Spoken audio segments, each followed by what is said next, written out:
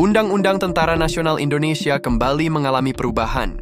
RUU TNI yang merevisi UU Nomor 34 Tahun 2004 kini tinggal selangkah lagi menuju pengesahan di rapat paripurna DPR pada 20 Maret mendatang.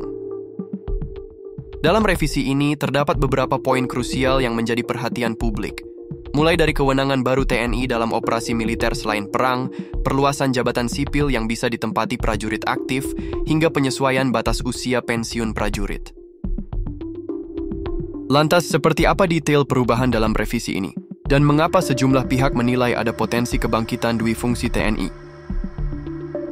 Poin-poin krusial dalam perubahan RUU TNI menjelang pengesahan di paripurna, revisi Undang-Undang Tentara Nasional Indonesia RUU TNI Nomor 34 Tahun 2004 kini tinggal selangkah lagi menuju pengesahan dalam rapat paripurna DPR RI yang dijadwalkan berlangsung pada Kamis, 20 Maret 2025. Sebelumnya RUU ini telah disetujui dalam pembahasan tingkat 1 oleh DPR dan pemerintah.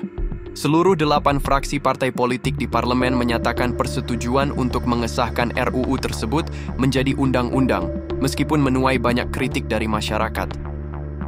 Salah satu poin yang paling disoroti publik adalah perluasan cakupan instansi sipil yang dapat diisi oleh prajurit TNI aktif. Banyak pihak menilai kebijakan ini berpotensi menghidupkan kembali konsep dui fungsi TNI, yang memungkinkan militer memainkan peran ganda dalam ranah pertahanan sekaligus pemerintahan sipil.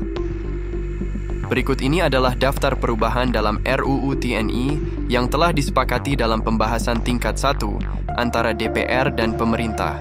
Perubahan krusial dalam RUU TNI yang disepakati DPR dan pemerintah. Kewenangan baru dalam operasi militer, Pasal 7.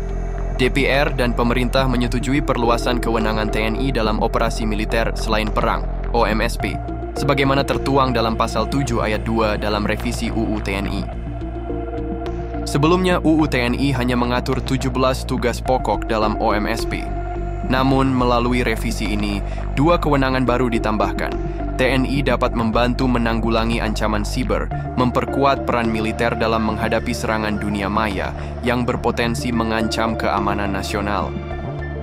TNI dapat melindungi dan menyelamatkan warga negara serta kepentingan nasional di luar negeri, memberikan peran lebih besar bagi militer dalam upaya perlindungan WNI dan aset nasional di wilayah asing. Sempat ada usulan agar TNI juga dilibatkan dalam pemberantasan penyalahgunaan narkotika, namun usulan ini akhirnya tidak dimasukkan dalam naskah final RUU yang disepakati pada pembahasan tingkat 1. Perluasan penempatan prajurit aktif di instansi sipil, Pasal 47. Pemerintah dan DPR juga menyepakati penambahan 4 instansi sipil yang dapat diisi oleh prajurit TNI aktif, sehingga totalnya kini menjadi 14 instansi, dari sebelumnya 10 instansi. 4 instansi baru yang dapat ditempati prajurit aktif TNI adalah 1. Badan Nasional Pengelola Perbatasan, BNPP. 2. Badan Penanggulangan Bencana. 3. Badan Penanggulangan Terorisme. 4. Badan Keamanan Laut.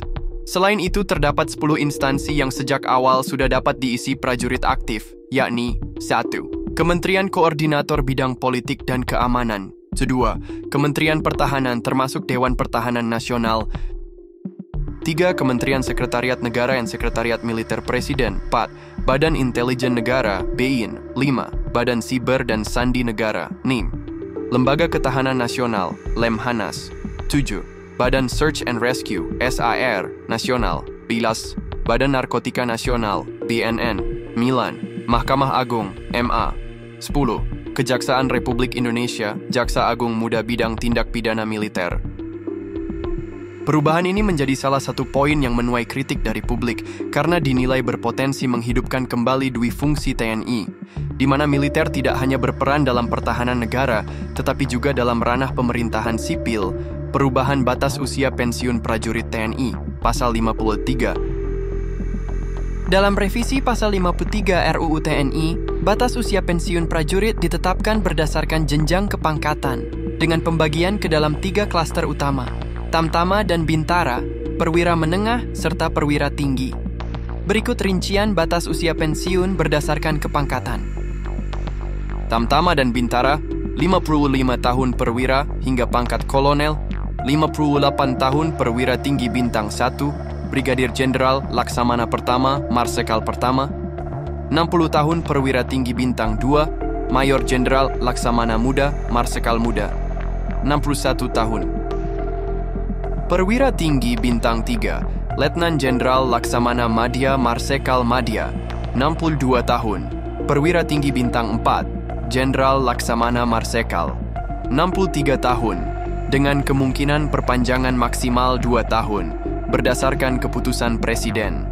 Perubahan ini memberi kesempatan lebih lama bagi prajurit TNI untuk mengabdi, terutama bagi perwira tinggi yang dapat pensiun hingga usia 65 tahun jika mendapat perpanjangan masa dinas dari Presiden. Revisi RUU TNI telah disepakati di tingkat 1 dan selangkah lagi akan disahkan dalam rapat paripurna. Sejumlah perubahan dalam undang-undang ini menjadi sorotan publik, terutama terkait kewenangan baru operasi militer selain perang, penempatan prajurit di instansi sipil, serta batas usia pensiun. RUU ini menuai beragam respons dari berbagai pihak. Ada yang menilai perubahan ini sebagai langkah positif dalam memperkuat peran TNI, sementara ada juga yang memberikan catatan terhadap beberapa poin yang disepakati. Lalu, bagaimana pendapat kamu? Apakah revisi ini sesuai dengan kebutuhan saat ini? Tulis di kolom komentar dan jangan lupa like serta subscribe agar tidak ketinggalan informasi terbaru. Sampai jumpa di video berikutnya.